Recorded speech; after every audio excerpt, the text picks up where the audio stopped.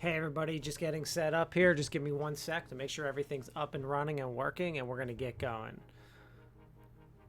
All right, let's see. Well, we're setting up. Let me just make sure everything is up to par and working. Let's see. Well, we're setting up. Let me just. Yes. Looks like streaming is working. Let me test chat. Perfect. Chat appears to be working, which is always nice. Okay, let's see. I'm just putting some things over here on the screen for tonight. Okay, let's see. Yeah, just making sure all my stuff is up here. Good to go. All right.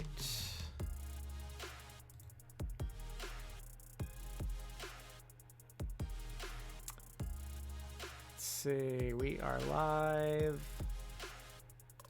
Stop this music. Okay. Hey everybody, Ramey here. How y'all doing tonight?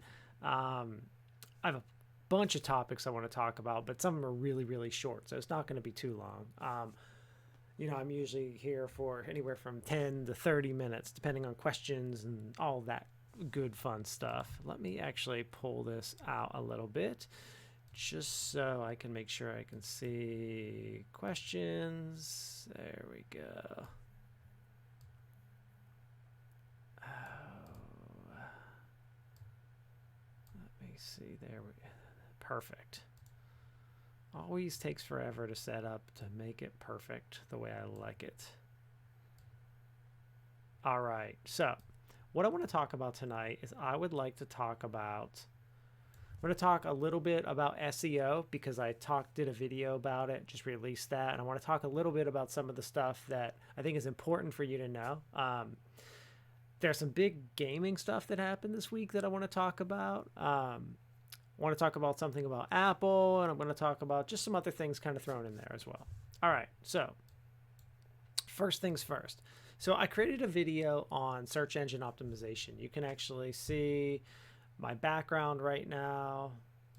Let's see. Yeah, there we go. Perfect. Making sure I actually see my background. Okay. So you can see my background on search engine optimization. And what this is actually a link from Google. And you can see I have a nice little guide here from Google. And I did a video on search engine optimization. And what that means is how to make your website appear so that it's #1 in Google, or as high up as you could possibly get it, because you're not getting #1 always. You can't always guarantee it, but you can always move up, go up the ladder, like up, if you're ranked number 100, you can get to 90, and you can slowly move up and up and up. And I guess the reason I started talking about this is because earlier in the week, I got an email with a company asking me, do you need SEO? And it's like, well, and I always get LinkedIn messages about it, like, does my homepage, raypastore.com, need SEO? Like, no, I don't, it's on a business page. So I really don't need it. And I have it and I've done it myself. So I think it's important to talk about, like, what is it and why is it important? But the biggest, and I created a video on that, but the biggest thing I just want to stress right now today is that SEO is not like some like mystified, like crazy thing. Like, it's pretty simple to do. And like the biggest thing is having you can see Google gives you 3 tips: look good in search results, help Google understand images, update, and keep going. And basically what I got, and this is what Google tells you, the big things, if you want to be listed really, really high up in search engine results, the big things are content. Your site has to have tons of good content. 2, people have to link. Good sites need to link to your site, with similar kind of topic.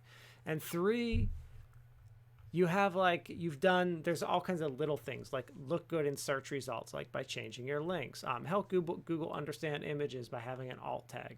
It's really not a lot, but if you're a beginner web designer, I think that's something you're going to focus on. But a lot of my students learn how to do web design, and a lot of people that watch my channel know about web design. So I think that SEO is not some big crazy thing. I think you can pretty much all do it.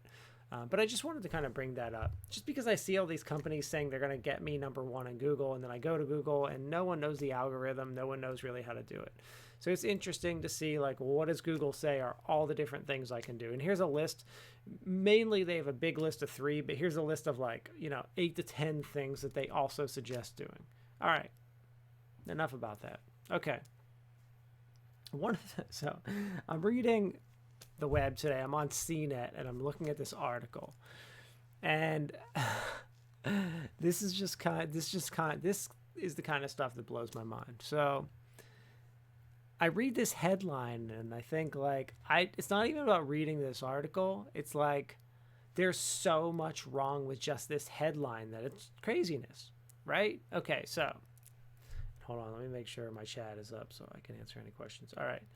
So here's what's craziness about this. And just listen to me read this, and I'll read it 2 or 3 times, just so you can see exactly what I'm talking about. Apple defends the way it shares Safari browser data with Google and Tencent. Let me read that again.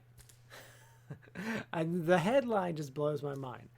Apple defends the way that they are sharing data from Safari browser data with Google and Tencent. If you're not from Tencent's a company in China. Google's defending the way they share the data. Now, I think about that for a minute. I'm thinking, why is Apple sharing the data? They don't need to defend the way they're sharing it. They need to not share it. No. So what's happening is companies like Google, companies like Apple, what they do is they make the data anonymous. So you're personally not identified, but all the stuff you search, Apple knows a 40-year-old, what is a 40-year-old male doing? And they lump them all together and they'll say, here's the demographic of what 40-year-old man, here's what they search, here's what they do online. That's kind of crazy to think about. I do not like being tracked like that. I believe that if Apple wants to use my data, I'm paying Apple to use the iPhone. I pay for the iPhone or I pay for their computer, whatever it is. So I should also be paying for the privacy. If they want to turn around and sell my data, they should need to get my permission, not just this form that I sign in order to use the iPhone. I'm not giving my data away. Sorry, that's bogus right there. Next thing that I think is BS is that I'm not getting paid. They're sharing my data. I should be getting paid. Whatever they make on that, they should be giving me a percentage. Now, obviously, if there's 1 million people and they're, you divide it up amongst all the people who agreed, but you got to pay them. You can't just take data. I'm highly against that. So if you watch my channel and you know that I protect against this so that they can't do it, because I don't allow anybody to take my stuff. I don't allow anybody to share my stuff. So what do? I don't use Safari. I don't use Safari on anything. I don't use Google Chrome ever on anything. What do I use? I use Firefox. And I have blocking things stored there. So, iPhone. What do I have? I have a browser called Firefox Focus. Let me actually go to it. Firefox Focus. Firefox Focus is awesome. It's just for mobile. It's really, really cool. The reason it's cool is because it's super fast. You can see it's a nice little purple Firefox symbol. I love this browser. Super cool, super light, perfect for the iPhone. Firefox Focus, great browser, doesn't track you. Guess what? Sorry, Apple, you're not tracking me while I use Firefox Focus. All right, then in my browser, obviously I use Firefox as well. I use uBlock Origin blocker. I can actually show you that as well. I use this extension. It's called uBlock Origin. There's the symbol. You can see you can even get that for Chrome as well. But it makes it so that trackers can't track me. And then if I don't want my ISP to track me, obviously I use VPN. And I've talked about this topic a bunch of times. But I just went through this headline and I was like, come on, really? Come on, Apple. Come on, big companies. Stop sharing our data. Just protect us. Help us out. Give us a break sometimes. Man, I swear, it's like they just totally don't want to do that. All right. Okay, so I have two gaming things I want to discuss tonight. So let's take a look at the screen here. What do you see?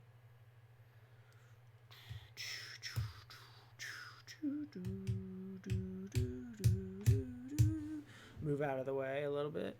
What do you see? There is a black hole on the screen. So, kind of funny story too about this. So on Sunday, it was my son's ninth birthday. And on his ninth birthday, we promised him that he'd be able to play Fortnite with Dad.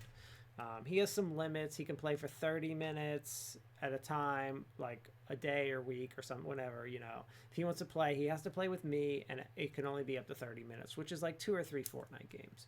We've been talking about this for a long time, so he pretty much knows and is excited for it and all that kind of stuff. So we log into Fortnite on Sunday. Lo and behold, this actually the screen says failure, and this big black hole appears on the screen. I'm like, what the heck, is the game hacked? What's going on? So I look online, like at some news sites. Well, first I look like, is Fortnite server down? And I'm getting the message like, yeah, the server's down, so something's happening. All right. So server's down, something's happening. Not quite sure what that means, what it is, or anything like that. And I see like on like CNN or USA Today, Reuters or whatever, like all the news sites are reporting all this different stuff, like Fortnite's down, Fortnite not working. So first of all, my son is upset. He almost cries. He's like very upset. I let him play a different game. He got kind of excited and was happy about that. But then it was like, well, why is the game not working? So there were a bunch of rumors going around. I want to talk about them a little bit. So first of all, Fortnite ended season 10. They're starting a new season, season 11. So a lot of people knew like something was happening. So in the middle of the game, they were having this big event, and in the middle of it, this big asteroid came and kind of shut down the game and created this big black hole. So most of us knew that like, well, it's something in game that they did on purpose. But there were rumors that it was a hack. Then, and doesn't even make sense. There were these crazy rumors that Elon Musk, you know, the guy from Tesla, PayPal guy, that he had bought Fortnite and had actually shut it down so that people couldn't play it anymore. That's also a ridiculous rumor. You know why that's ridiculous? Fortnite's profit is around 300, or at least their revenue. I don't know if it's their profit, but their revenue is around like 300 million a month. So add that up, 3 times 12, we're talking a lot of money. I mean, we're talking like almost $4 billion per year in revenue. You know how much someone would have to pay to buy Fortnite right now? A lot of money. Lots, like big. We're not talking like Elon Musk money. We're talking like probably nobody could buy it. Maybe Facebook guy, but we're talking like a big sale, like a 10 to 20 billion dollar sale of this game. So yeah, obviously that didn't happen. But even yesterday, until last night, the game was down. So it was down for over 24 hours. Kind of crazy, because Kai came home from school yesterday and he was like, can we play now, Dad? And I was like, maybe, let's check. And no, we couldn't play yesterday either, which kind of stunk. So we totally didn't get to play Fortnite. So finally, Tuesday, today, he finally got to play for the first time. He was pretty excited, pretty happy, and he got to play. So long story short, Fortnite trolled us, as my son would say, put this big black hole on the screen so no one can play the game. Kind of brilliant, kind of crazy. It's interesting because not allowing people to play either makes them want to play more, get curious, or go play something else. So it's kind of funny that they did that. But anyway, interesting. That's what they did. Okay, next thing. I just read about this today. I mean, I didn't just read about Google Stadia, but if you haven't heard of Google Stadia, Google's releasing like a video game system and service in November. And I just saw an article today that they finally announced that they're going to be shipping out the orders in November, which is kind of cool. For those of you that are curious about this service, I don't know too much about it. It's $130. It gives you a controller and like a little like Chromecast type device. You can see right here, and it allows you to play anywhere, like on your phone, mobile device, at home, on your TV and stuff. It'll be kind of interesting. I'm curious to really see the games that are going to come with it, and if there's anything like. The thing is, like a lot of these games are on other things. I mean, it's cool. It's got Destiny 2, but like that's free on PC. Doom, always nice to be able to play Doom and stuff like that. But so like we've got this service. Apple just released Apple Arcade. Like, how many services am I gonna get? I know I complain about like Netflix, Hulu, and now Disney Plus and HBO, and everyone wants a streaming service. And like now it's happening for video games, and that's kind of frustrating. If you know me, I play free to play games. So like Fortnite, League of Legends, Apex Legends, CSGO, any of the free games. Pretty much the only game I bought Overwatch 2 years ago. I bought the new World of Warcraft maybe a year and a half ago. I don't buy a lot of games. I'll probably buy the new Halo when it comes out next holiday, and I'll probably buy Halo MCC when it comes out on PC, but I'm not a big game buyer. I like these free-to-play games. They're also more popular. Well, me and my kids have the Nintendo Switch, and I do buy them games for that, but I don't count that as necessarily games for me. Okay, kind of interesting, but anyway. Check out Google Stadia, kind of cool. Something coming up. We'll talk more about this as it, like, once it becomes like ready to be released. I'll talk a lot more about this. Okay. Next thing, the final thing I wanted to talk about today is, I really, and I did a video on this. I really like the cloud for sending attachments. Like I can send an attachment to people, and if they haven't edited or opened up the attachment yet, I can like be editing that file while it's in their email queue. And that's a really cool thing, because I can keep editing it. I have a habit of sending emails too quick sometimes, and I'm like, oh, I would have liked to have said that or changed that word. You know, even though I take my time, still, like, sometimes you think that. I remember years back, Google tried to combine email and, like, messaging, and it didn't really work. That's when they more or less developed what Gmail is. And I think that the concept is really interesting, and I think I'd like to start to see more of I'd like to see more email services be in the cloud, in that if my recipient hasn't read the email yet, I should be able to go in and change that email. I think it would be a really neat service, and I think it's the way of the future for sites like Gmail. I don't know how Outlook would do it, but they should. Gmail could do it because Google's already done it before. They've already tested it out and tried it out. But like even like when I'm sending someone like a text message, like why is it that when I send it, well, I know why. I know the why. When I send it, I would like to be able to edit it if the person had, like when I send a text message, why can't I edit it when the person has already not read it yet? Like if they haven't read it, I should be able to edit that text message. I mean, I know why you can't, because they're storing it on a server and it's not in the cloud. It's not set up for me to edit. But what I'm saying is that's the next logical step in both email and text messaging. This would also make email and text messaging one thing. There's no reason these things need to be two separate things. So I think there's a lot of like merging that can happen, and like it putting things into the cloud that are like real time that can be changed. I think that would be really convenient for people. I think it would help a lot of people out. I mean, just having stuff in the cloud for like my classes, students sending assignments, sending students things, so awesome. Like just an example, I send all my students my syllabus.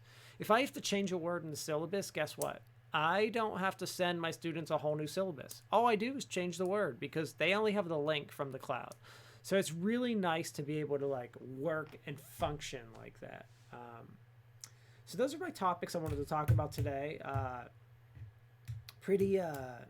Some interesting stuff going on as always. And I will promote, so esports club at my university, we are having our second tournament this Saturday at 4 p.m. So if you're like local Wilmington person, more than welcome to come. Always send me a message and I can tell you the information about that. But I'm really excited. I'll have some video and some images. I'm probably going to bring my kids.